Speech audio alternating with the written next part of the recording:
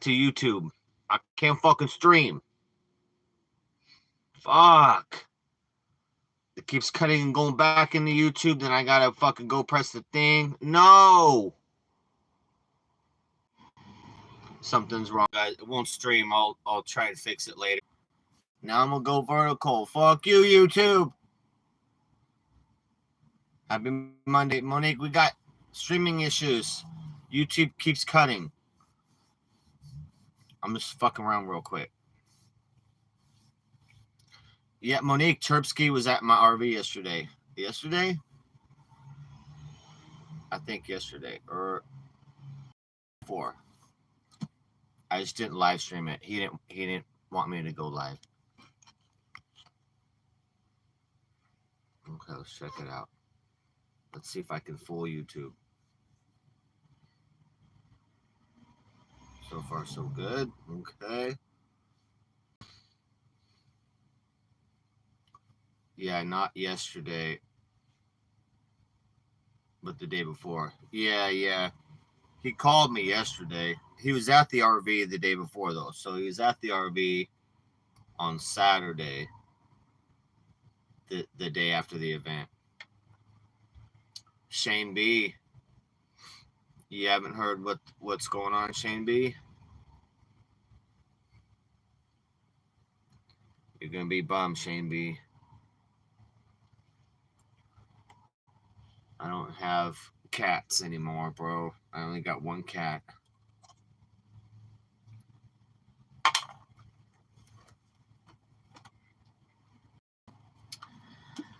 only got one cat now.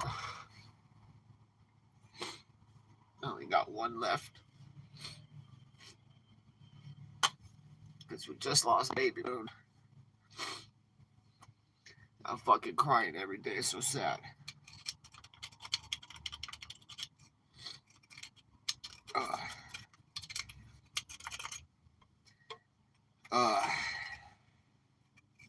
Lost babymoon.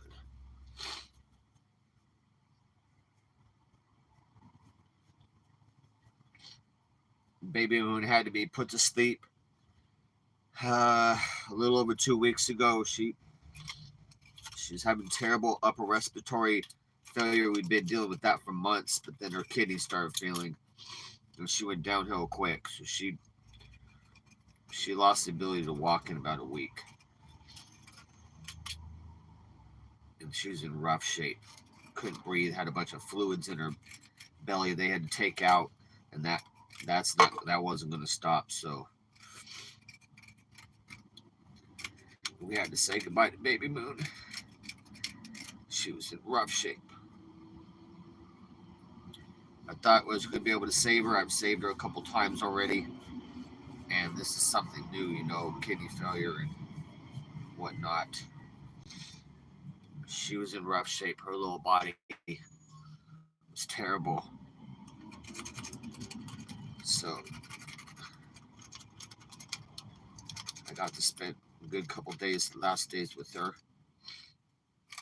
Well, last night with her, I snuggled her. She's not feeling good. And as you know, we just lost Benny like 9 weeks ago. So it's been pretty fucking shitty.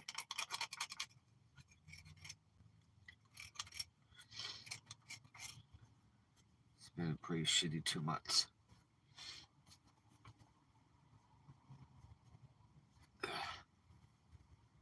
Oh no, bro. Shit, you're in the hospital? Damn it. Shit, bro. Hope you're alright.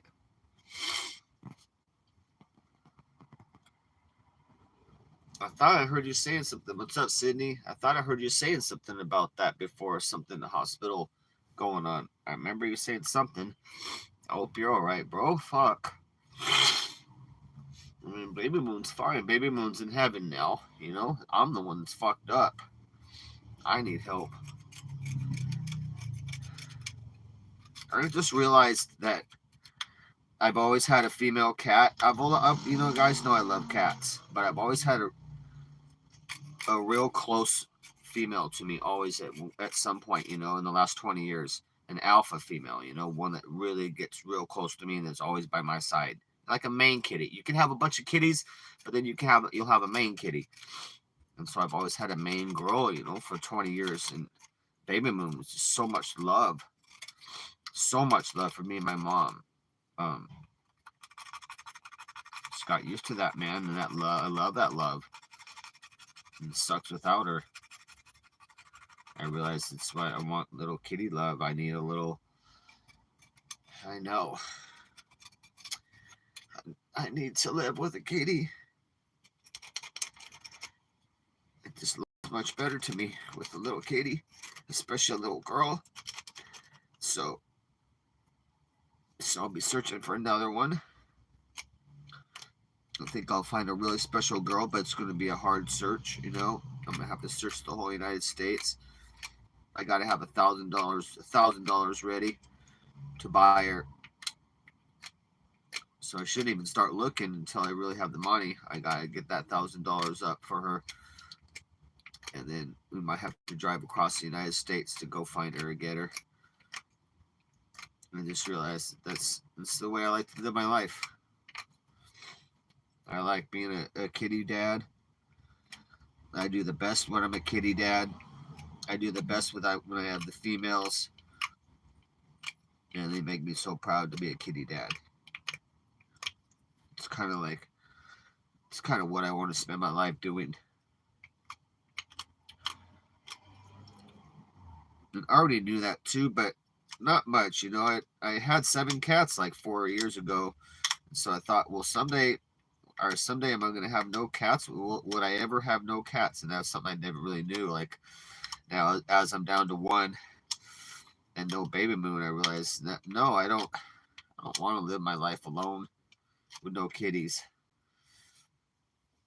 Let me go wash up. I don't want to live without no kitties.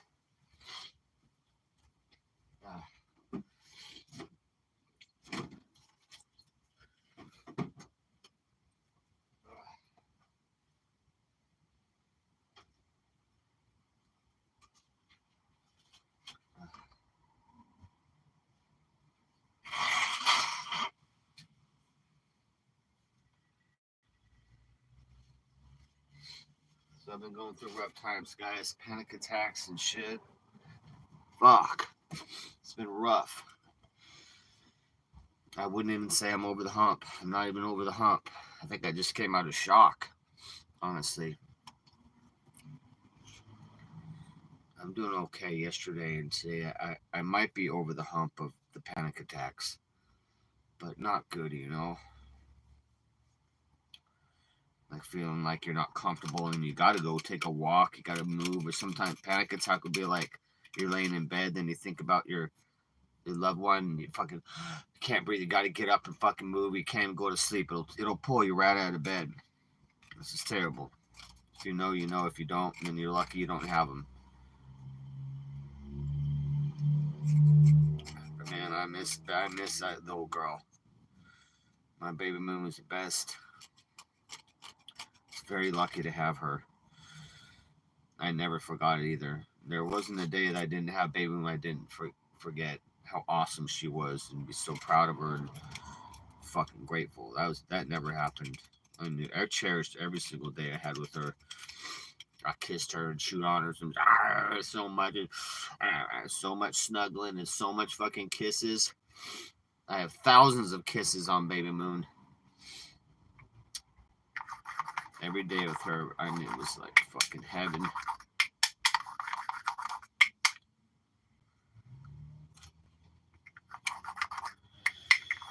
So it's tough without her. So I have come to the conclusion, yes, life sucks without Baby Moon. Yes, it does. So I'm going to find another little special girl.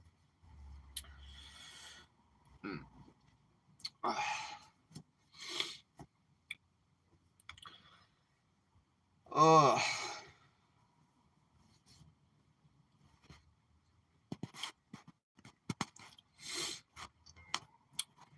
Thank you, Lana.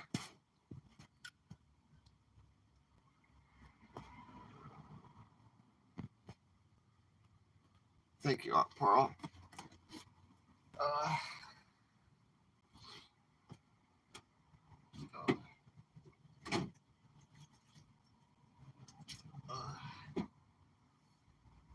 uh,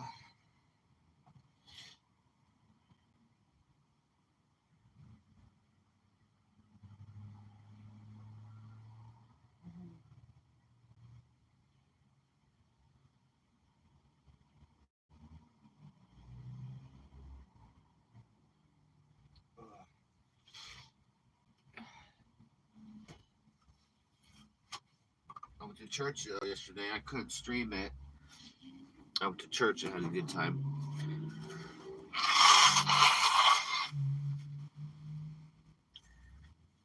But right now I'm on just wireless, free Wi-Fi, you guys. I don't have any data, but I couldn't stream it. Yeah, I did. That's why I did not go live yesterday morning because I was over by my church. No Wi-Fi signal.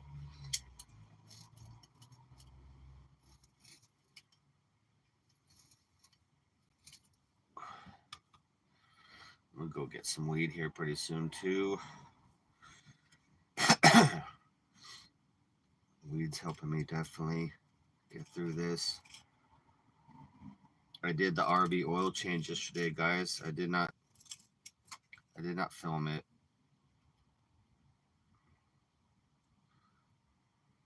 I wasn't having good reception yesterday, so I don't think it would have. It wasn't working too good. But yeah, I did the RV oil change yesterday. Super nice now. Now I just need to drive the RV a little bit, let that oil sink in,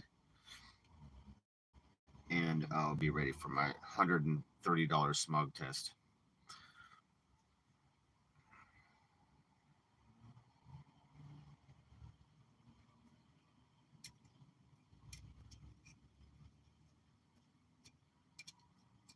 Is that a broken? Oh, dude, this pipe's got to go.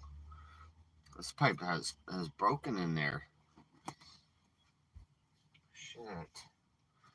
That pipe's gonna be a little dangerous, dude.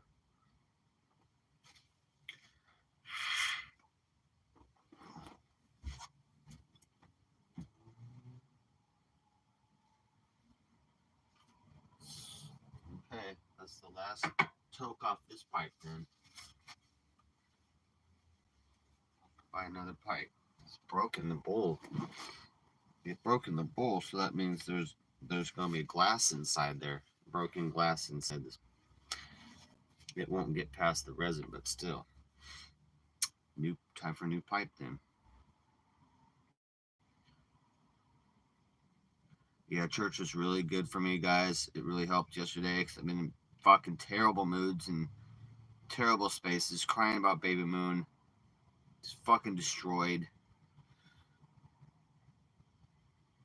And yesterday's church was really good too. He had a really good. My pastors had a really good formula yesterday that we went through that really kind of hit home. I've been analyzing it. Really genius. I have a formula for revenge, which means I figured out what revenge is to the core of it.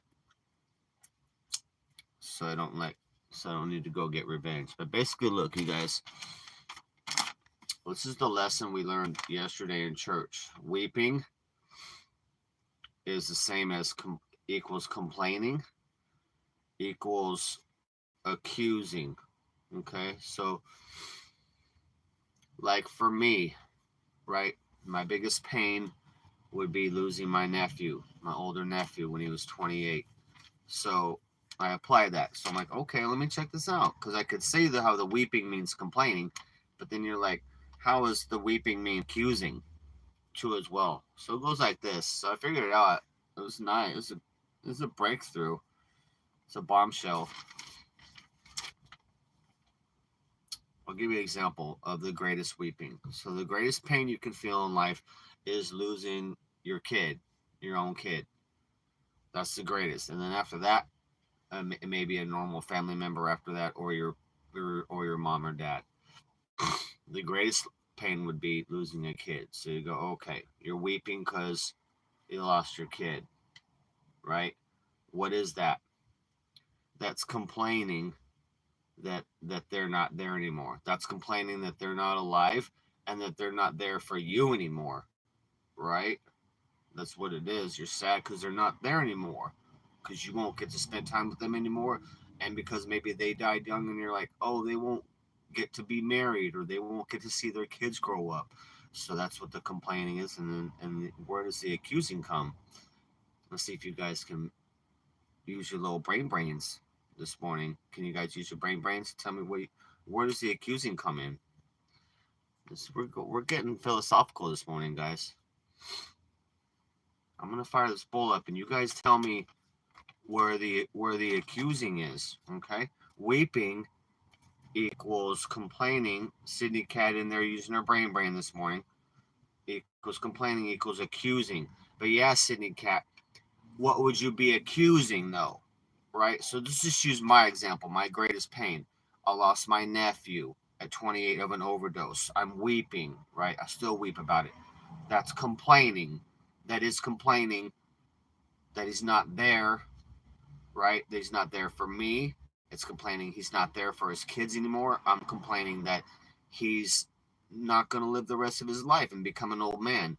But what is that accusing? I know Sydney Cat's going to break this down because she's a smarty. What is that accusing, though? What is the accusation there, Sydney Cat?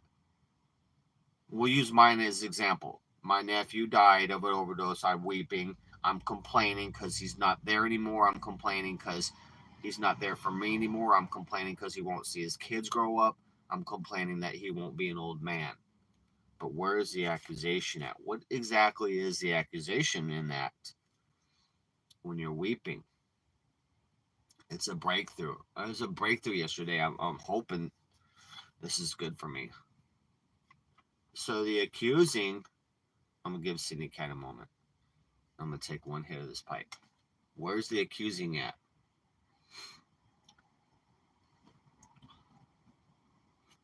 No.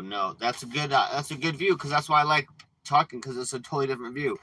The accusing is the accusing God, right? I'm weeping because my nephew died of an overdose at 28. I'm complaining because he was too young. I'm complaining because I don't get time with him anymore. I'm complaining because he won't see his kids grow up and he won't grow old. The accusation is that wasn't supposed to happen, right? You're accusing God. You're saying that shouldn't have happened. My nephew shouldn't have died at 28. You're wrong. Something's wrong with you, God, right? You're saying that shouldn't have happened. Basically, this is deep, Sydney Cat. This is deep, because I need keys to depression and anger. I have keys to revenge. I figured that out. But anger and depression, I'm trying to really fucking figure it out. Makes a lot of sense. The accusation is, why'd you let him die so young, God? Right? Why'd you let him die so young? Right? That's where the accusation lies. That shouldn't have happened. Right? That shouldn't have happened because he was too young and his kids love him. Therefore, I would be accusing God. That shouldn't have happened. That's not right. That's where the accusation goes. Now, you can do that for almost anything. You can do that for anything. Your car got stolen on the street. I'm weeping about my car being stolen. I'm complaining, hey, I don't have my car anymore. Someone else stole my car. They don't deserve it. They didn't work for it. That's my car. I'm complaining. I want my car. That's my car. I need to get to work. How am I going to get to work without my car? They shouldn't have stole that. The accusing of that part would be, that shouldn't have happened. I'm a good person. I don't deserve my car stolen. I'm a good person. I need to get to work. I have a career. I'm a good person. Sometimes I bring cookies to work. I'm a good person. That you'd be accusing God. My car shouldn't have been stolen, right? That's where I want you guys to really look at this formula. Look at this formula. So the weeping equals complaining equals accusing. So can you guys think of an example where You've been weeping where within that it was not complaining and ultimately accusing, saying, this shouldn't have happened. I shouldn't have. Maybe you're mugged in an alley and now you're weeping, you're complaining. I shouldn't have been mugged in an alley. I'm a good person. I do good things. I don't deserve to be mugged. I'm on my way to church right now and I got mugged. You're accusing. Bad things shouldn't happen to me. The world shouldn't be mean. People shouldn't go out and mug people on the way to church. You're accusing of God, saying the world shouldn't be like it is instead of accepting.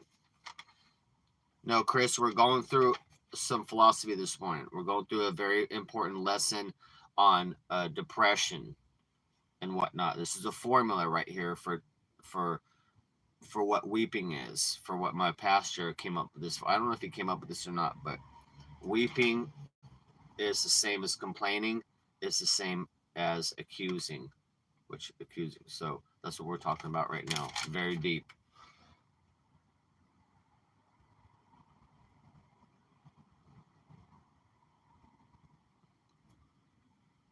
Very deep. So when I saw that, I was like, it's very easy for me to go weeping equals complaining, because you're crying. Usually you're crying because I miss them, because you don't have them anymore, or you want them, or you're crying because you don't have that object. My car's gone. My dad's gone. It's something gone. The complaining part's easy to go. I'm complaining because they're not there anymore. My car's not there anymore. But the accusing, then you go, ooh. I was like, ooh. So I thought about it. I know this is heavy shit. This is a fucking formula. This is the formula. I think this is the formula that I needed in my fucking my brain. My brain needs this. I have a terrible problem with depression. You guys know I'm trying to get rid of anger, violence, and depression. I've worked pretty hard on anger and violence, and that's gone down. Revenge, I already know the formula for revenge. No, Chris. No, car's sold and gone. No, this is just Chris, this is what I learned in church. This is a church lesson right now. We're going through a church lesson right now. Weeping. What is crying? What the fuck does it mean when you cry? That's what we're talking about right now. Weeping. What the fuck is your problem when you're crying? Your weeping is complaining and is accusing. So I'd like you guys to think about that for a minute and try and give me an example where it's not. Is there ever a time? I'm not trying to be upset. I'm intense. I was just fucking crying. Is there ever a time where you're crying, where you're not complaining, where that's not a complaint, and where it's not accusing? And to me, that means accusing God of that. It shouldn't happen. But I like where Cynicat had a different perspective. It could be accusing yourself, right? I guess it could be accusing yourself. Like, I should have been there. If I could have just been there, they wouldn't have died, or my animal wouldn't have died. If I could have just been there, or if I could have saved, then at that point you would be accusing yourself of I should have been there. Well, you weren't. I mean, life is exactly, you didn't know they were going to jump off a bridge. Maybe your friend jump off a bridge. You're like, if I would have just been there at the bridge, if I would have just been there. So you could be accusing yourself, like, I always walk with them in the morning. We walk over the bridge. That one morning I didn't walk with them. They committed suicide and jumped off the bridge. That would be you accusing yourself of, like, fuck, if I would have taken a walk, they would have died, So that could be accusing yourself instead of accusing God. So very interesting. The only perspective I thought was accusing God, but that's why we bring it up a topic and we talk about that's the type of church we do, you guys. My church is heavy mentoring. It's heavy mentoring. You guys know it's expensive to pay for counseling and real mentoring, real shit. Like, we be really solving problems in our church. You guys can listen every Sunday. We're live every Sunday. You guys would have heard me in church if you listened last Sunday. Yesterday, you would have heard me talking and doing the questions, talking about this shit. Because we're in there really trying to break it down. We're in there fighting against Satan, fighting against the devil, and they're really trying to fucking fix our little brains. Because our brains are all fucked up. We're in there really trying to figure it out. So we don't spend a miserable life, you know what I mean? We're gonna do more shit like that, you guys. We're gonna be talking more about shit like this. It's gonna be more educational of my streams, and we're gonna talk about and learn things. Good morning, Hate.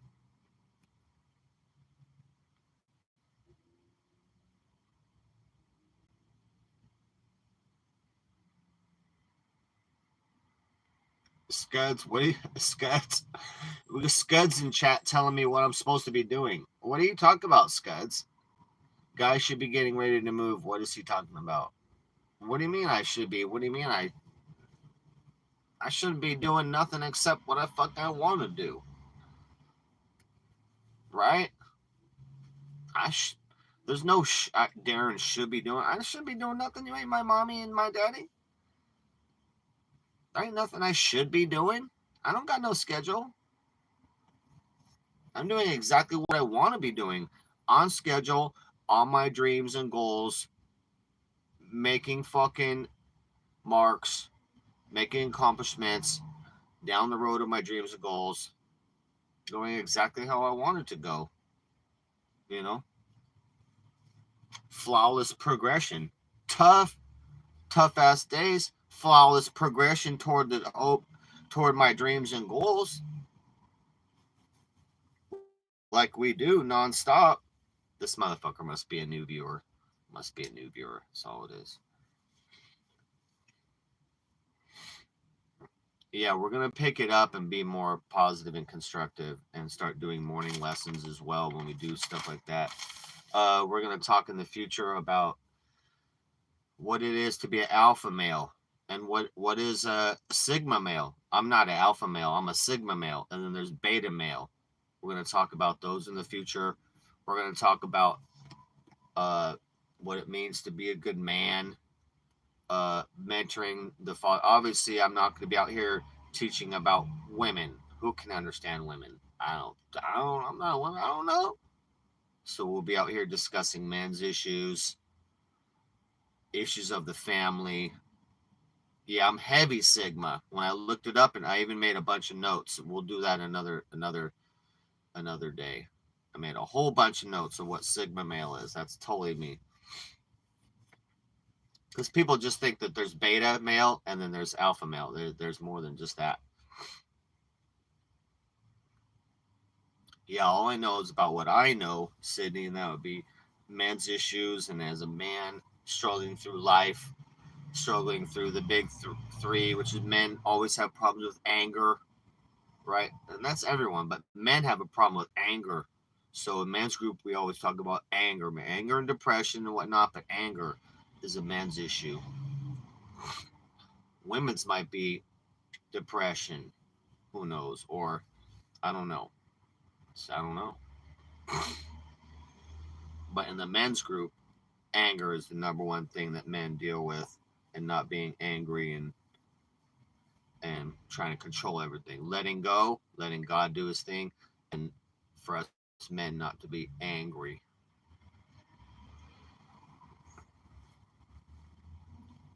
But yeah, I think that when we do mornings, we should do a lesson on something educational. I'm gonna start doing more things like that. I'd like to just be able to go live, and then we'll discuss like sigma male, alpha male, beta male. I'm getting my notes together on that so we can do a live stream on just that. But yeah, today's lesson, what we're talking about, and I'm not teaching it to you, I'm bringing it to you. I'm fucked up in the brain, guys. Okay, so don't take any advice because I'm fucked up in my brain. Don't. I'm not a medical professional. I am not a psych. I'm a guy who lives in the street in his RV and with a messed up brain. So today, it was a phenomenal lesson that my pastor had yesterday. So weeping is the same as complaining, is the same as accusing. So I'd like you guys to try and find an example of where you've been weeping, where it was not complaining, and where it was not ultimately accusing either God or yourself for something like that should not be. That should not have happened. That should not be. Very good lesson. It really clicked and like, yes, it is. It is. Every time you cry, really deep crying, you're wanting something that used to be. Really, right? If you're crying, like, oh God, I miss my kitty, I miss my dad, or I miss my girlfriend, or I miss my stolen car. You're weeping. You want that back. You're complaining and you're accusing that should not be, because ultimately you want that back, whatever it is. A job,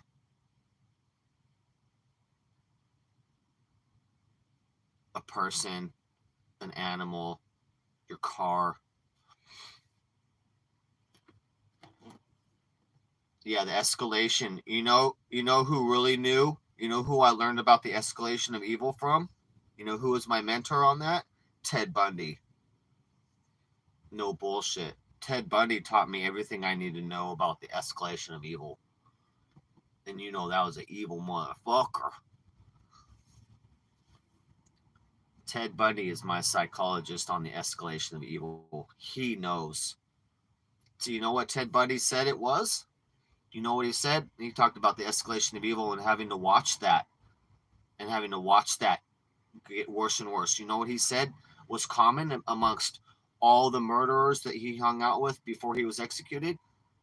Pornography. Pornography. Ted Bundy was trying to warn us. Ted Bundy was trying to warn us before he died uh, about what the amount that he figured out. You remember that last interview we had with the one guy that got the interview before they executed him? Everybody wanted interviews, and only his friend came in for that last interview. He talked about the escalation of evil. He talked about all these guys had pornography, and it escalated. It escalated from the devil, satanic action, demons, escalating that from pornography into fantasy, into like actions, and then serious, and then raping women, and then killing women, and then perpetuating on and on and on and on.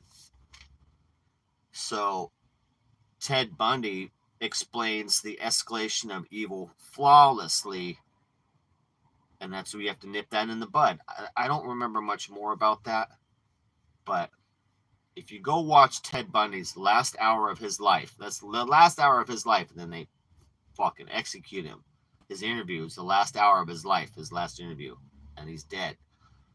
It's the escalation of evil. If you watch that too, the escalation of your activities. If you're like, oh, I'll just fucking like for me. Oh, maybe I just go steal a little bit from Smart and Final. I'll just go steal some soap because I'm running low on money. I'll just steal a little bit, right? I'll just steal a little bit to get by because I'm in an RV on the streets. And I get away with it. I'm like, oh, okay. Well, maybe I steal something bigger. Like, oh, thank you, Kimberly. Maybe I steal something bigger. Or I go, you know what? Fuck it. Let me just rob someone, but like, not a big deal. The escalation. You keep escalating your fucking actions, especially if you don't get caught. The escalation of evil, up and up and up and up. Downward spirals. People are downward spiraling. People are self-defeating. That's their self-defeating actions down their life, getting worse and worse and worse and worse. Right? Ted Bundy knows all about the escalation of evil. And that motherfucker was evil. So you listen. You know what I mean? Like, who knows about that? Who knows about the escalation of evil? Ted Bundy. Yeah. Fucking ass evil. He killed a lot of women. Fuck, bro. So I'm gonna listen to someone who actually escalated in evil, and if he can try and figure out, rather than someone like a psychologist who doesn't know nothing about it but knows a book read. You know what I mean? You can have book read shit, or you can, which is good too. But then you want to listen to the people who actually are that. It's like there's no substitute for boxing other than going and boxing and punching someone in the face. right? You can read unboxing all you want. You can be like, oh, okay, this is what it's like. This is what it's like. And you read a book. This is what it's like to be punched in the face. No, it don't matter when you're there and you go, okay, I'm gonna fucking beat this guy up. Then the first punch you get to the face, you're like, oh fuck. It's different in person, real life. And Ted Bundy in real life escalated evil to the point where he murdered a ton of women. That's pretty fucking evil. And he didn't start like that. Started as a good little kid. So that's the escalation of evil to the point of being a fucking mass murderer. He tortured women too.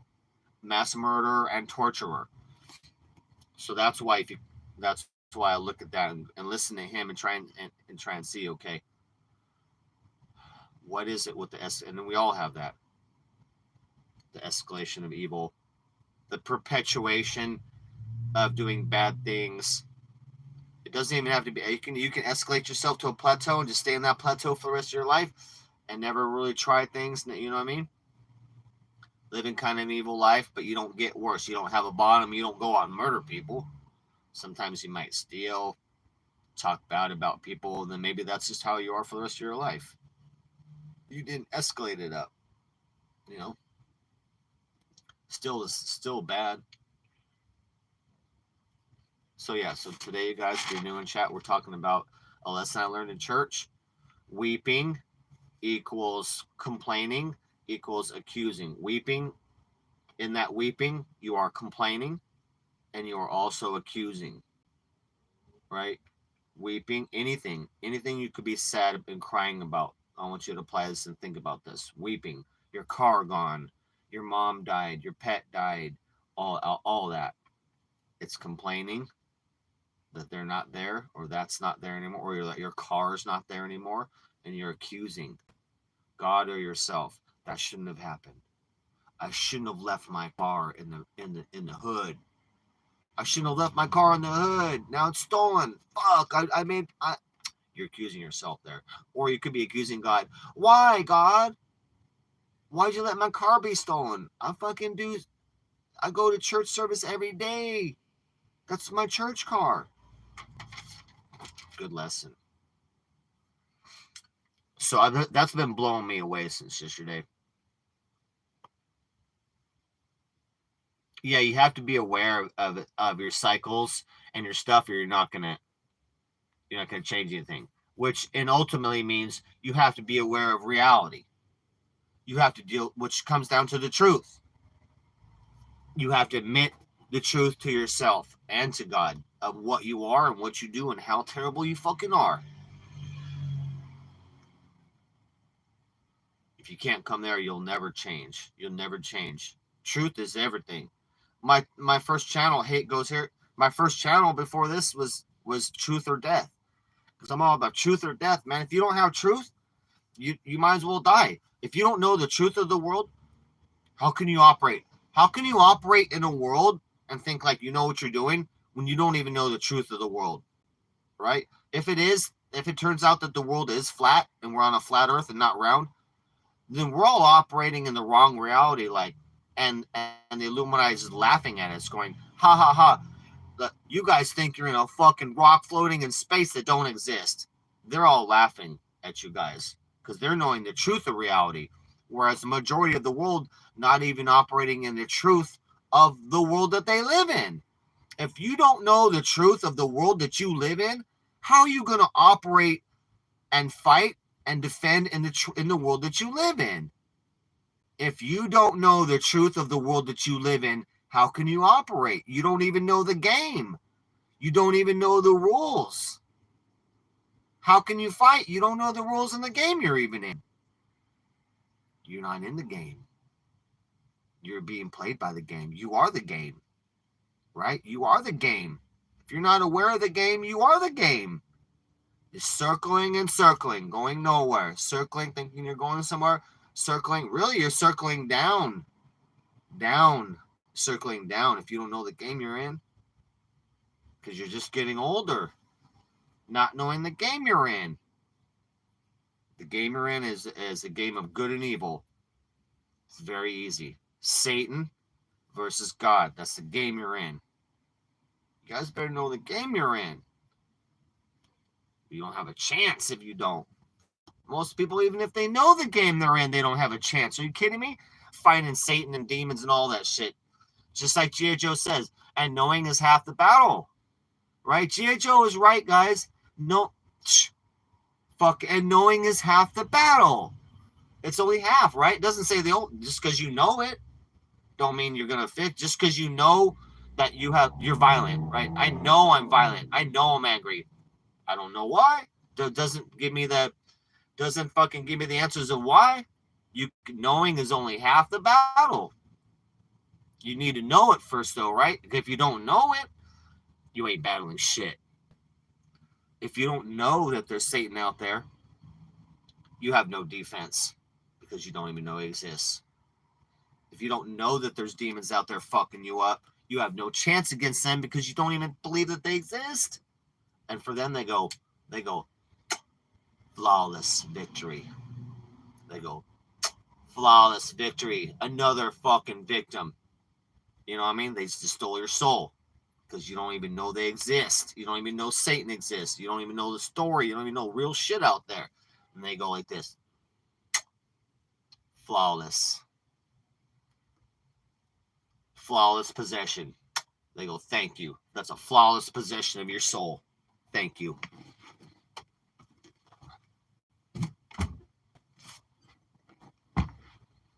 They don't even have to fight.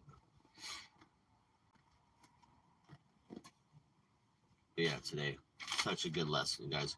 Weeping is the same as complaining, is the same as accusing. I'm still trying to find anything that doesn't apply to that in my own life.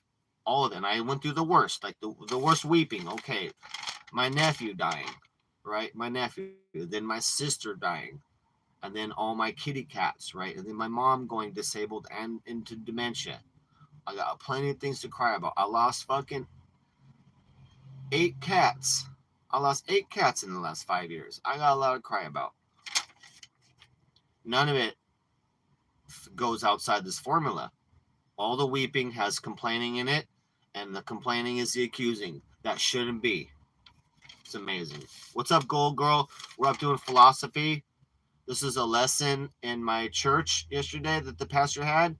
Weeping is the same as complaining, is the same as accusing. So I'd like you to think about any times that you were weeping. Within that weeping, was it not complaining? Whether it be breaking up with a guy, or your car being stolen, or you're losing someone, you're weeping, you're complaining that they're not there, or that your car's not there, or that you don't have that relationship anymore, and you're accusing yourself or God. You're saying, God, that should have been. God, they shouldn't have died so young. God, my boyfriend shouldn't have left me. Or you blame yourself, accusing, I shouldn't have been so mean, and that's why he left. But that's all weeping. All weeping, it looks like it's true, is complaining, is also accusing. That's a heavy lesson that we learned in church yesterday. I want you guys to think about that. For me, it's applied everything. I'm like, fuck, it's a breakthrough. That's a breakthrough. Yeah. And it's okay to cry. Like, I'm a crier. This was already a cry stream.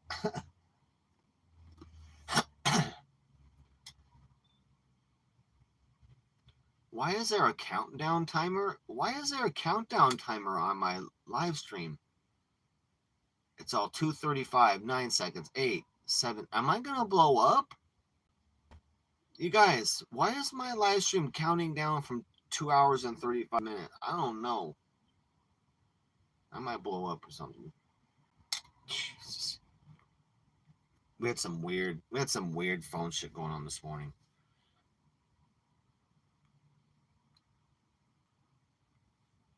But yeah, I think we're going to be more educational now, and we'll go over. If it's going to be just desktop stream like this or inside, then we'll go over. Now, I know, hate, I know.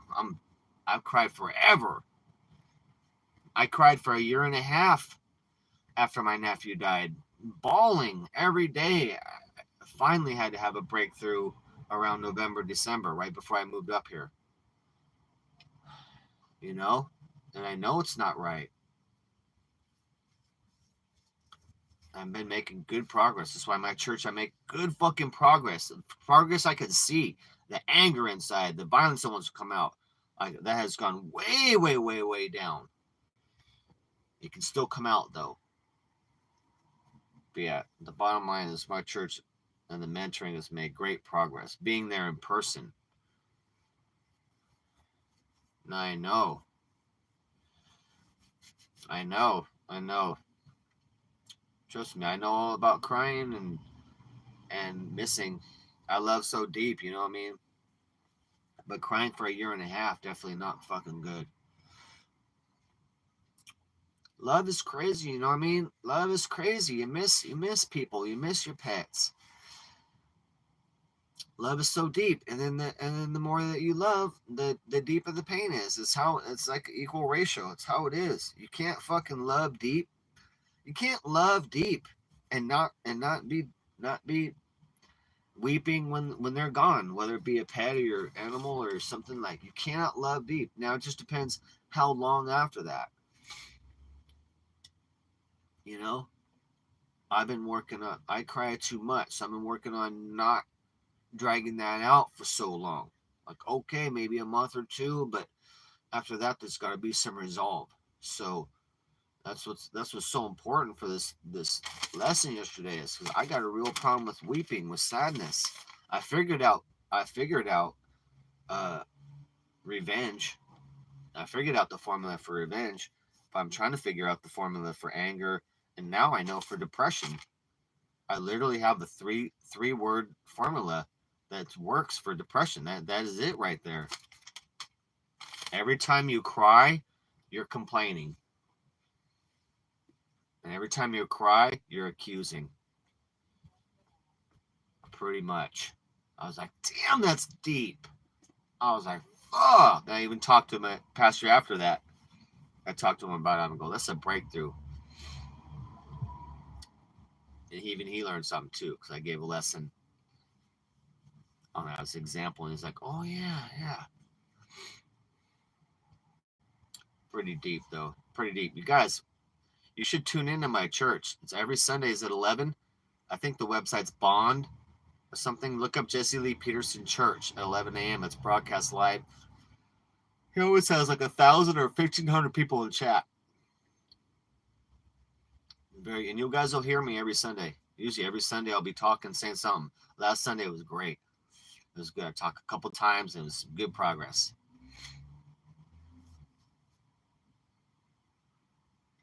Yeah. Hell yeah. Hey, I go that's my homies. Every Sunday, bro, we go to Jesse Lee Peterson. That's my homeboy. Jesse Lee Peterson is my personal friend. Him and the whole crew. Hake and fucking Joel.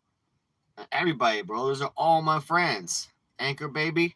That's all my friends. I know. After watching a couple years hate and then being able to be there, I've been in I've only missed 4 churches out of 7 months hate. I've been in there every Sunday. I've only missed a couple Sundays in the last 7 months. I've been there every Sunday. Making good progress too. Making good progress because I've been through a lot, and fucking what I've been going through up here is terrible. Losing, I'm moving out from my mom and my mom being gone, and then losing my cats is terrible. I would have been a mass murderer. Without church, I would have been off the rails this year. Off the rails. Well, Scuds, that's too bad for you. Scuds. You missing out. You missing out, and you're judging people when you shouldn't be judging. Sounds like you've got some issues, Scuds. Sounds like you're going to need to get your ass to church if you're judging a person by their color. Especially with the word of God. I know, hey, Scuds don't even know what he's talking about. Scuds never put one foot in church. You don't even know who Jesse Lee Peterson is. Yeah, I know. Yeah, hey, I would say my church it's church, it's mentoring, and it's stand-up comedy. I fucking laugh so hard, he'd be cracking up, dude. Cracking people up. You know, if you listen, you know the show. He'd be saying some crazy shit. But yeah, that's all it is. It's church, mentoring, it's the Bible, church, and stand-up comedy. That's what my that's what my Sunday is, the church. It literally is. I don't fucking laugh any harder. I've never laughed harder in LA than at my church every Sunday. It's fucking hilarious. He's pretty based too, you know what I mean? Like he's not politically correct. So let's just say that shit. He's not. He'd be saying racist shit. All man.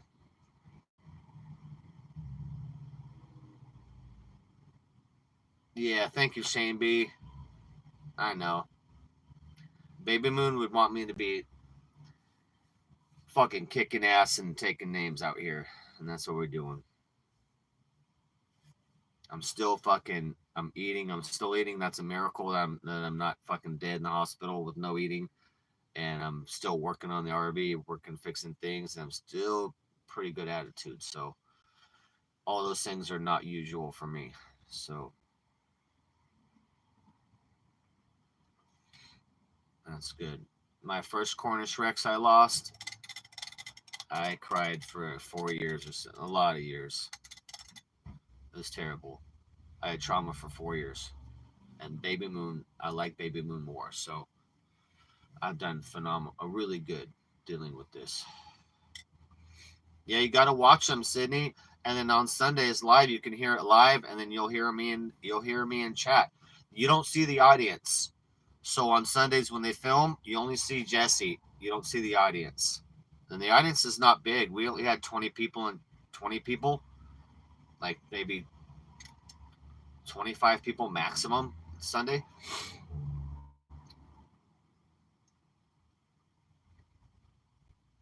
No, I said I cried for 4 years about my first Cornish Rex kitty. I had a nervous habit too. I would pick my scalp too. Pick my scalp. So I had a couple like scabs on my head. I would keep picking. So I did that forever, and just sad, and I couldn't fucking deal with it. Couldn't deal with it. She died young. She died on my chest. She literally died on my chest. So, but I've gotten good. I've grown up a lot since then. Grown up a lot. We're doing good.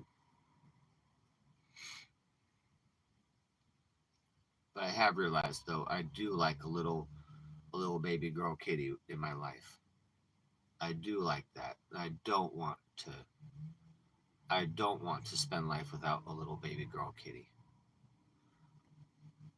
Which I didn't know. I didn't realize that until like this month. I didn't know if I could live without kitties anymore and be like just a guy with no animals. Like I don't know. I don't think so. And I like my girl kitties most. So I'm gonna be looking for another adult Cornish Rex female, 5 years or older, like a retired show kitty. That's what I'm looking for again. But I'm getting stable though. I am stable. I think I'm over the hump of the sadness, and I'm stabilizing. But yeah, fuck you guys.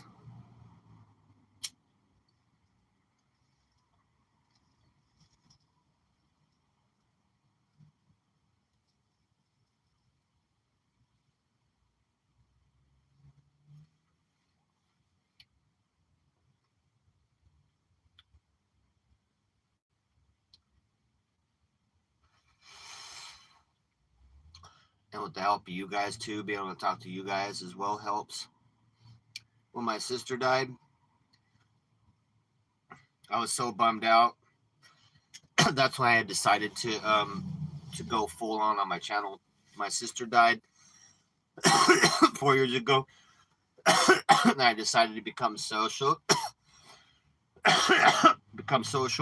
and start blowing my chat up, and then getting into stuff. So I did. So I started building my channel, like an RB Live channel and whatnot. I had my ideas of what things should be. And I started watching things, and I started watching Portland Andy, and I was active in his chat. I made friends in there, and then I sniped Portland Andy, and then I met Base Surfer when he sniped Portland Andy too, and he told me about IP2. That was like February 2021, and then I started watching IP2 and all that, and the network and all that. So I did that. I did what I promised myself I would do, which is go out into the world and socialize. Yeah, I know, Zach. Go out and make friends and don't be such a homebody. And that's what I did for my sister as a result of my sister passing. And it was great to get out there and do all that. And then I lost my nephew, and fuck, that was unbelievable. It still is.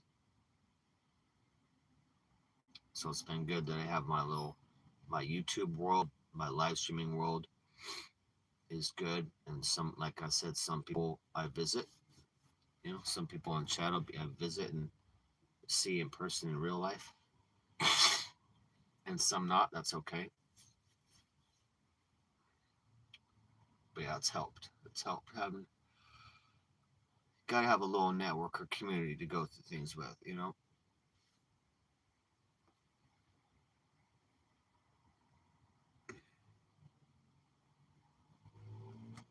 Yeah, YouTube and Sydney, I would say too that YouTube's helped me, and like right now, what's saving my life is being able to watch some damn movies at night or videos, going crazy. Like I was going crazy. I couldn't even sleep in the bed because I was where baby moon and I sleep. And so I couldn't even lay in my bed back there, like fucking going nuts, panic attacking like fucking nuts this past weeks. Oh, fuck. But what's helped me is having little videos to watch, YouTube. YouTube friends saving me, but also being able to just sit down and watch something on submarines or what. I have a lot of interests. Building things, all sorts of shit. Submarines, or it could be like aliens and shit. So I downloaded a lot of stuff offline so I can watch it offline and just be able to just yeah. Oh, I know I do, Shane. I do. But yeah, YouTube videos has been great to be able to watch. Having trouble sleeping, waking up, being sad. So it's good. Like I'll be on any schedule. If I wake up, I'm sad. Like I can't go back to sleep. Like this morning, I woke up at 3, and then that was it. Like sad and like okay, fuck. Might have to take a walk or no. Then I just watch a little movie and chill, and try and go back to sleep. And then went back. It's like an hour. Slept from like 6 to 7, but yeah. Thank God for videos, man. Thank God for videos to keep my mind on. And thank God I got a lot of stuff that I like to do. A lot of things to work on, fix, and things to get your mind off shit. Shane B. Homeless shelter RV is a drug den. IBL's over there right now, mooching, drug den in it. Basically, just a drug den. It's not moving or going anywhere. Lots of drugs, lots of stolen shit. Kellogg stealing lots of shit. I like Eric. I'm talking to Eric about telling him move it to Orange County, where my mom is, and then that's an hour east, and then teaming up with him. So I'm in negotiations with Eric to team up with him, but he said that they might know a spot in Huntington Beach, right on the beach. So I'm like, okay, let's do that. So pretty soon I'm about to head out there. I'm gonna visit my mom anyway, and then I might need to light a little fire under their ass to get that RV moving and get it toward the beach more, or right at the beach. So that's the plan. In about a week, I'm pulling away from Venice, go visit my mom, and then visit the homeless RV.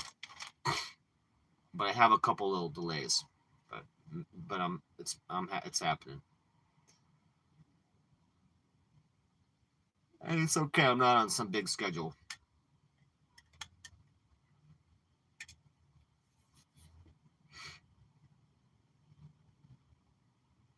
I've been having RV brake issues now.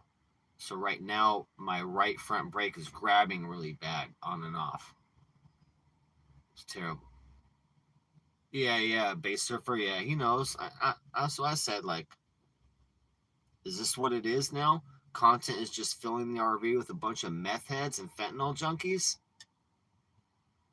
Like, is it really better than nothing, you guys? Is it really better than nothing? I'd rather just see Eric on there alone. I'm not interested in watching fucking drug addicts and junkies like that, and they're boring. I can't even listen to like IBL's meth rambling of just nonsense, diarrhea, meth mouth, just all nasty shit, terrible shit, satanic shit, just blah. I'm not watching right now because I can't stand even a second of that fuck's mouth. That little fucking failed ass 34-year-old fucking street meth Ewok loser out there, woman abusing loser. Why would I listen to anything of him? What advice would I get from Kellogg? A fucking overweight, delusional, meth head junkie, thief, fucking church mooching, fucking fat fuck of a riverbed fucking whore. What would I learn from him? What would I go, oh, my life is better now because of fucking Kellogg? No. Fucking junkies, man. Fuck you guys. Not you guys, chat, but fuck these junkies. Fuck these motherfucking junkies, man. No, you guys, I'll never. And I told Eric too. I'm like, Eric knows. Yeah, I know. And John, I like John. They need to just put John in there, John, Eric, and shut the fucking doors. No more, no junkies on there. Like, so I've already said that I think Eric's selling out doing that. You know what I mean? Like I've said before, for two brothers, Eric and Mike, that have adamantly and so loudly complained about not wanting to be around meth heads, about not wanting meth on the RV. Right before, remember that? Remember how it used to be? And it's such big stance on that. And then what happened? Now Eric is supporting and taking care of meth head fentanyl junkies, and Mike tried to marry one. Like, what happened to both the brothers' stance? Their morals on not wanting to be around meth heads, and definitely not wanting them on the RV. Well, there's gonna be no meth heads on the RV. Yeah. I heard Mike and Eric both scream and yell that. Then what happened? Mike literally cut his balls off and gave them to Dex and said, "Here's my balls. I love you, meth head. You're gonna marry a fucking meth head." And Eric is sitting there supporting and helping money go to them for the sake of content.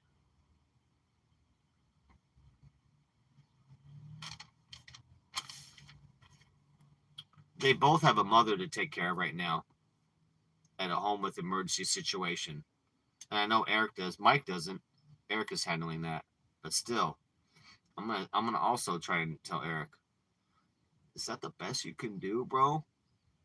Is supporting and promoting meth heads, fucking fentanyl junkies? Is that the best IP2 can do? Is that the best you can do? Creatively and mentally. Is that the best this community has? Is that it? Is that it for IP2? I know content, guys. I know content died in 2022. You know, we had that fucking half-ass okay RV8 with Chicken Andy. That was the only good thing that happened in 2023 last year. That's the only good thing. Even that didn't even have girls on board. No girls. So sausage party, fucking drug fest RV8. Okay, that's something to watch at least. What else? Dead. You guys, it's dead. It was dead in 2023. And now what? Now it's even worse than that. Worse than that, then. You know what I mean? Like, now it's just fucking junkies and meth shit. So the top content is vegan drugging out in her car, arguing with IBL, and then the homeless RV all drugged out. That's our top. That's the best that IP2 has. That's the best they got. And you guys know I didn't have any fucking support for RB9. We would have had, would RB. We don't need to go there again, but we would have had RB9. I was ready and willing to travel and do all that, but we couldn't get donations and all that shit going, and the community didn't support that. So it's like,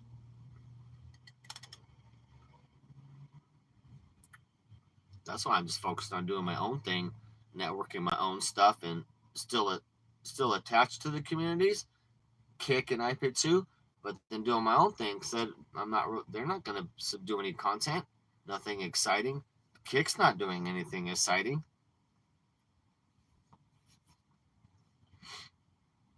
That's all. It's boring. It's boring worldwide right now.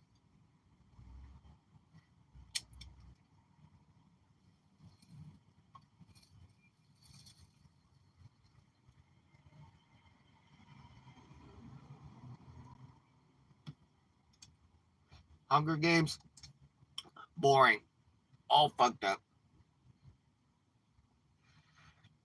not organized good. But at least I give Ice Subsiding props. It was something to watch, and something. She's trying. Someone's trying something. I'd rather Ice Poseidon try and do a scuffed ass Hunger Game. That was a scuffed ass game. Everything broken and shit, not working. Rules change. Something. I'll take a scuffed Hunger Game over watching a bunch of junkies in the homeless shelter RV. Yeah, we're trying. It's wait. I don't know, hate. You've been around. I mean, you've been around since Captain Days. What do we do, bro? What do we do? I mean, look, for me, I can only say what I'm gonna do. You guys see me working on the RV. It's taken so long in Venice because of getting rid of my stuff, my money. I did fuck around and do a lot of beach and IRL and whatnot when I got up here, but now we're all work on the RV. Yeah. Um. Yeah, Purple Army. You guys know you can count on me. Once the RV is going and running, I'm up for driving. I have space. I'll have more space in the RV. I'll be able to have people sleep on here. We'll be able to travel with the little crew. So I'm still down. I just don't know where it's going. I'm down for the crew, but like not debaucherous. There ain't no like spray painting shit inside this RV, or I got Romeo in here. So there ain't no like throwing beers around, crazy shit inside the RV. Now we've got plenty of fighting that can go on outside the RV, no problem. I got the whole black bag of all the boxing gloves and all this shit ready to go. So I'm trying to see where it's going to go too. I still want to network with Chicken Andy. He needs an RV. I got an RV ready to go, just about ready to go. So I think the best move right now in IP2 would be Chicken Andy collabing with me, and like I said, I've said in the past, that takes away all the shit that he doesn't like about RVs. He don't have to pay for the RV or fix any of that shit. You don't have to do none of that. Chicken Andy could just come on and collab. He's got the audience and the network as well. I got the RV and the ability to keep the RV going and driving and going around, especially if we have some donations going. No problem. I'm doing this all on my own dime right now. So the best scenario is if we get Chicken Andy on here to collab and then we travel. What else is there going to be? He didn't win the Hunger Games, so he's not buying. He don't have that 100,000. He's not buying any RV. I'll still be the only RV out here. See you, Shane B. Thanks for coming in. I'm the only RV out here ready to travel, ready to have guests. I mean, that's why we have motherfucking Jack Doherty and crew. Come on. Right? I'm the only RV out here ready and willing. Kick, IP2, new people. So I'm still excited. I just want to get things done so we can get going and get traveling. I want to go see new places and shit. Somebody said IBL court date is November 15th. I'm not sure. I'll have to check it.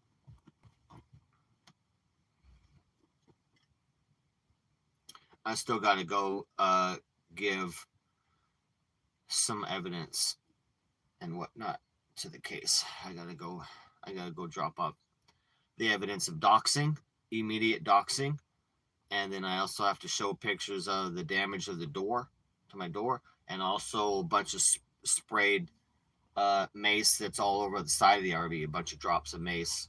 Someone's gonna have to scrub and clean that up. You know what I mean? It's damage. Someone's got to scrub and clean that up. Something that removes oil. So yeah, I'm gonna add that shit to the case. It's pretty awesome. Yeah, that case ain't getting dropped. Again, it's only getting escalated. I'm gonna try and escalate that to felony assault with injury.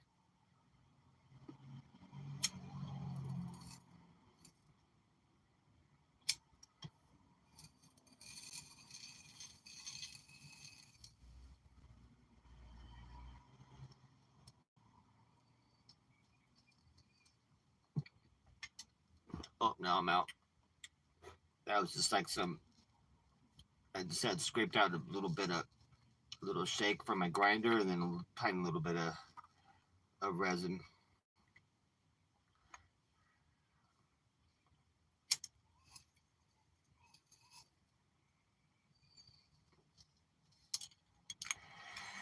But now we're out. Gotta go get some weed. Oh shit, pretty soon. Yeah, I'm still excited, guys, to go out and collab. I just have been stuck here in Venice, for a bit, but that's about over. The RV runs really good. I have to fix the front brakes. The mileage has gone up too as well. I just did the oil change. Fucking RV's running super good, so it's ready to travel. I need to fix a couple more things. I need to put the fuel injection on, increase my mileage. But other than that, though, what the fuck is this lady doing? Fucking lady driving on the wrong side of the road? Is she fucking Europe? You from Europe, bitch, or what? Jesus Christ. Good thing this is a wide road.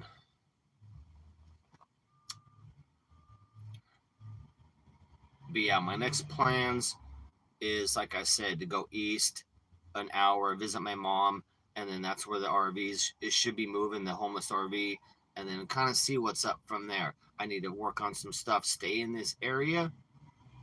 I need to definitely fix my brakes if I go to San Francisco. I might do Vegas. Because I want to be heading east, and San Francisco is not east. So I might just want to only go in the direction of east, and that would be coming up to Vegas, and then going east through Denver, Colorado, and whatnot, and then coming down to New Orleans, possibly hitting a Mardi Gras. We'll see.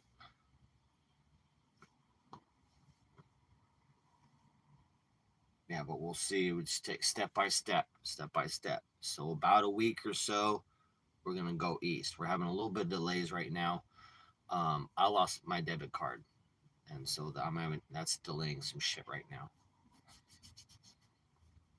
So when I get my new debit card, then I can hook my phone up, different things. I need to rent a welding unit so I can weld the thing on the back, so I can have my motorcycle in the back, which I need so I can leave here. Otherwise, my shit's just stuck. So we're kind of stuck. We lost a few days. Right now, it's just fucking stuck. But I'm doing other shit, like I said, oil change, doing things we need to do on the RV and get going. But I'm excited for the future, for having people on, have a little crew, seeing some new people going out, doing some real IRL out there, real street interviews and all that shit. But right now, it's just fucking surviving and repair streams. Survival, repair streams, and then chatting. But yeah, if we're going to chat like in the RV anymore, we'll be talking about lessons. So I got to go get some weed, guys. So to wrap it up, we're going to wrap it up this morning right now. To wrap it up, so what we've been talking about this morning, the lesson I learned in church yesterday, weeping. So it's depression. I'm going to write depression on the top of this, because that's what you're dealing with on that.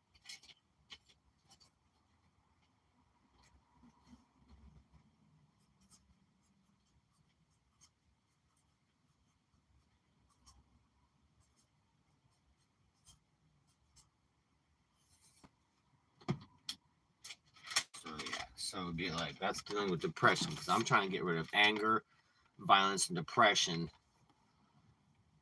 And there's also another one. God, I added another one yesterday. Anger, violence, depression. Something else is pretty bad. So yeah, this is what we're talking about. Depression. And that my pastor came up. I don't know if he made this up or whatever, but I like it because it's 3 words and it's easy to remember. So weeping, when I have a problem with weeping and being sad. A lot of sad shit happens to me, but it's like I don't want to be fucking weeping and sad forever. So weeping, he said, weeping equals complaining, and weeping is also equals accusing. So weeping is the same as complaining, it's the same as accusing.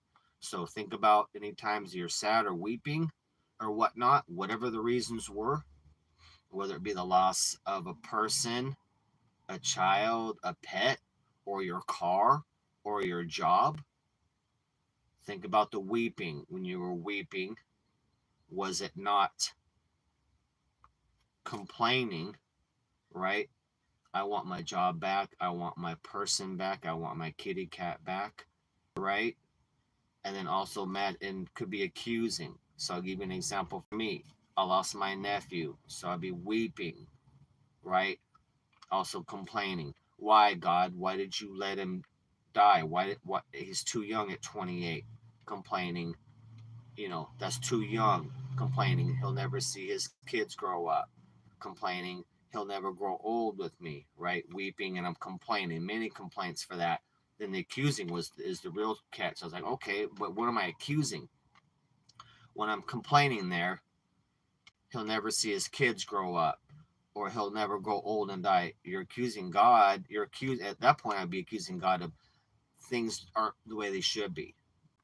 I'm saying, I'm accusing, at that point, you'd be accusing, like saying, no, God, my nephew is supposed to live to 85 years old. He's supposed to live a long life. No, that's what I wanted. That's what I want. But in that complaint, am I not accusing, saying that shouldn't have happened, right? That should not have happened. The same as like having a car stolen. I'm weeping because my truck was stolen. This is a real story. I was weeping because my truck was stolen at the border, right? Stolen at the border, gone. I'm complaining because I say, well, I worked 5 months on that truck. I took parts up from my other truck to put on that truck so I could sell and make money and move out and have a life. And it got stolen, and complaining like, I worked so hard on that truck, and I just finished it and they stole it. So complaining, and then I'm accusing, at that point, I'm accusing God, saying I deserve to sell that truck, or I'm accusing, saying that shouldn't have happened. I shouldn't be someone that has a car stolen from me.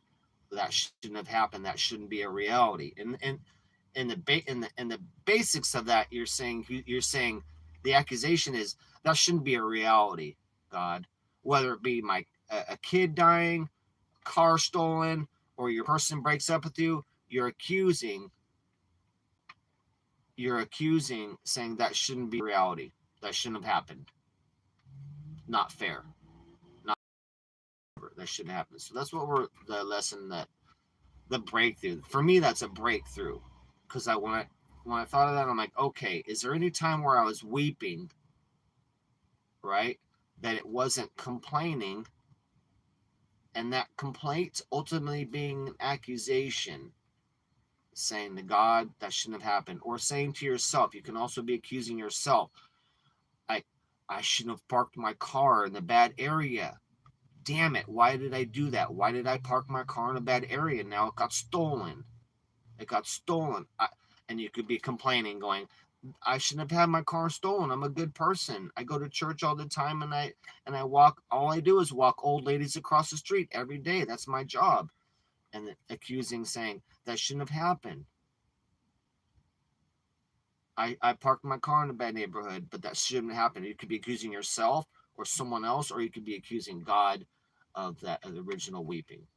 So pretty awesome breakthrough, you guys. That's what we're going through today. So depression. Is weeping? Is it not complaining? And is that not accusing either God, another person, or yourself? So it was pretty big to me. I couldn't find anything that wasn't. I was like, shit. So it really helped me trying to understand. And I want a formula. I have a formula for revenge already. We'll talk about that another day. Maybe that'll be the next lesson. We talk about revenge and we'll go over that. So now I feel like I do have the formula now. I shared it with you guys as soon as I found it out. I'm not hiding the knowledge. So I'll share with you guys my formula on revenge. And now we just need to kind of figure out anger. So that's a big one. Anger.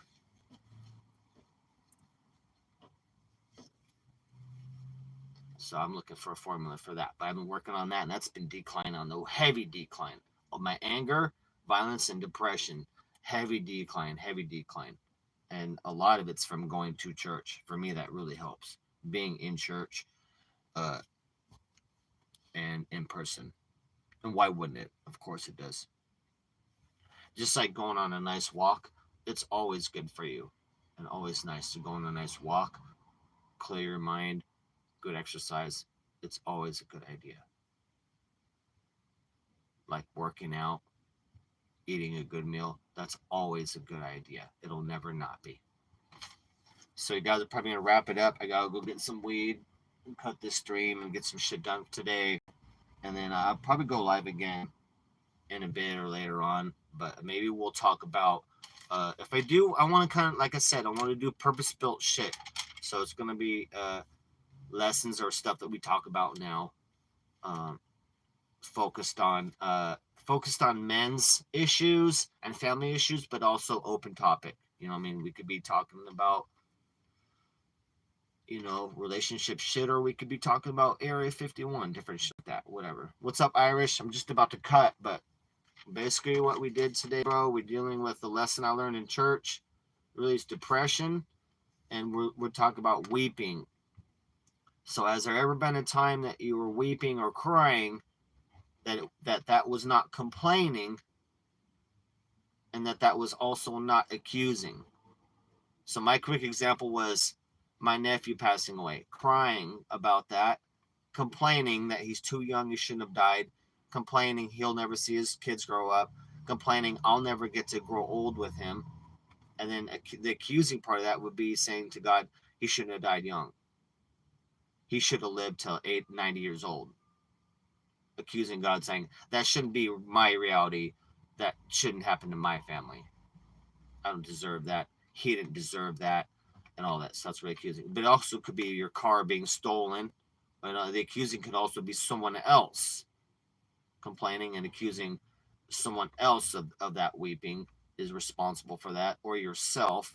Like, I'm weeping because my car got stolen. I'm complaining because I feel like that shouldn't happen to me. I'm a good person. I go to church. My car shouldn't have been stolen. I'm accusing myself. I parked it in a bad area. Damn it. Or maybe you listen to your buddy. Your buddy said, yeah, just park it here. You'll be fine. So now you're accusing your buddy because you said leave it in the area. But anyway, is weeping not always complaining? And that is also always accusing. It's a deep lesson. So I can't find it. So that's what I just learned that yesterday. So that's what we were going through. Deep. And I'm going to go get some weed right now. Then we'll come back and we'll talk about my formula that I learned for revenge. And we'll break it down. But this is big for me because my biggest thing is anger and depression is killing me, dude. It's literally killing me. The depression's killing me. So I need to figure shit out. So this was like, okay, yes. I was like, holy fuck. It's easy to figure that weeping is complaining. Because what is weeping? You're crying. It's always complaining. It's always like, she's not there anymore. Or my kitty cat's gone. Or my mom died. Or I lost my job. Or my car is gone. Weeping is always usually complaining that this isn't like this anymore. This isn't there anymore. This isn't happening. My girlfriend doesn't give me blowjobs anymore. I'm crying, complaining. All weeping is inherently complaining. That person is gone. I miss them. It's still a complaint. I'm not saying it's bad to cry. You guys know This is already a cry stream, this one. But the accusing was like, is it also accusing? And it's like, yes. And ultimately, you're accusing God of saying that shouldn't happen. You're saying that they were too young. My girlfriend shouldn't have cheated on me with 10 black dudes. My car shouldn't have been stolen, right? I shouldn't have lost my nephew at his age of 28. So you're accusing God and saying that shouldn't be a reality. That shouldn't have happened. But without understanding, like, not everyone lives to 90 years old. You know what I mean? Like, that's not reality. So I guess aren't I also accusing? Because inherently you just don't want that to be your reality. You know that's reality, that people die young. You just don't want it to happen to your family. But in that, you're accusing, going, that shouldn't happen to my family. That shouldn't happen to me. That shouldn't happen to him. He was too young. So deep fucking lesson. Deep lesson. And that's all about depression. It's weeping, not also complaining and also accusing. We're wrapping up today, guys. I'm going to come back in a couple hours after I eat, and then we'll talk about revenge. The lesson that I learned for revenge, and I'll write it down. It's real easy. I also have a lesson, a 3-step program for sobriety too, for drugs, alcohol, or it could be anything you're addicted to, really. But yeah, I'll start breaking it down. Now I'm searching for one. I got depression, a formula, and I got revenge, a formula for that, because I was always a big person for revenge. Now I just need to find one for anger. But fucking sweet, you guys. It's so deep. When my pastor was like, oh shit. Weeping is always complaining. The weeping is complaining. But is it accusing? Think about it. Think about your own instances in your life. But I like that. What's up, Seawater Veins? About to cut stream. I'll be back later on, a couple hours, and then we'll talk about some shit. No IRL. I'm on stolen Wi-Fi right now. Government phone, stolen Wi-Fi. I got my new phone. I'm trying to hook up. I can't until I get my debit card and pay for Visible. So I got my new phone, and then the government phone will be the chat phone, and we'll go IRL and do all that shit. But until then, we're just in an RV for like a week. I have to be right here in the RV. I can't leave. I can't do IRL. So, all right, guys. That's our lesson for today. But yeah, depression. Weeping, and we're going to do another lesson too today.